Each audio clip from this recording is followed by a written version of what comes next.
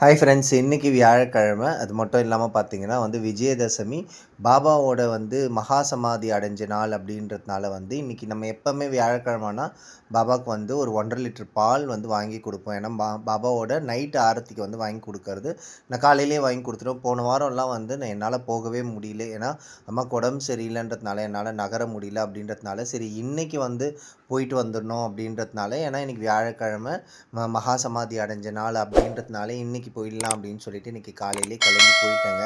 ஆக்சுவலாக போன வாரமும் வாங்கி கொடுக்கல அப்படின்றதுனால இந்த வாரமும் சேர்த்து ஒரு 3 லிட்டர் பாலாக வாங்கி கொடுத்துடலான்ட்டு போய் கோவிலில் போய் கொடுத்துட்டேன். அவங்க இன்றைக்கி பால் பாயாசம் மத்தியானம் அன்னதானம் பால் பாயாசத்துக்கு நான் யூஸ் பண்ணிக்கிறேன் அப்படின்னு சொல்லிட்டு சொன்னாங்க. சரி, ஓகே, ஒன்றும் பிரச்சனை இல்லை, பாபாவுக்கு கொடுக்க வேண்டியது தானே அப்படின்றதுனால நான் கொடுத்துட்டு வந்தேன். ரொம்ப கொஞ்சம் கஷ்டமாக தான் இருந்துச்சு. என்ன அப்படின்னா இன்றைக்கி அம்மா எழுந்திருக்கவே முடியல, ஒரு மாதிரி மயக்கமாக இருக்குது அப்படின்னு சொல்லிட்டு சொல்லும்போது ரொம்ப கவலையாக இருந்துச்சு.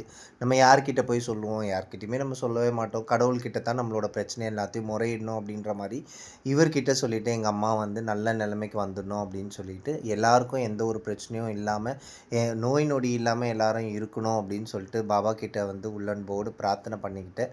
அதுக்கப்புறம் கோவில்லேருந்து வெளில வந்தோன்னே பார்த்திங்கன்னா இன்றைக்கி வெண்பொங்கல் பிரசாதம் கொடுத்தாங்க. அதை கொஞ்சம் வாங்கி எடுத்துக்கிட்டு அம்மாவுக்கு எடுத்துகிட்டு கொடுத்துட்டேன். இந்த வீடியோ உங்களுக்கு பிடிச்சிருந்தால் லைக் பண்ணி, ஷேர் பண்ணி, சப்ஸ்கிரைப் பண்ணுங்கள்.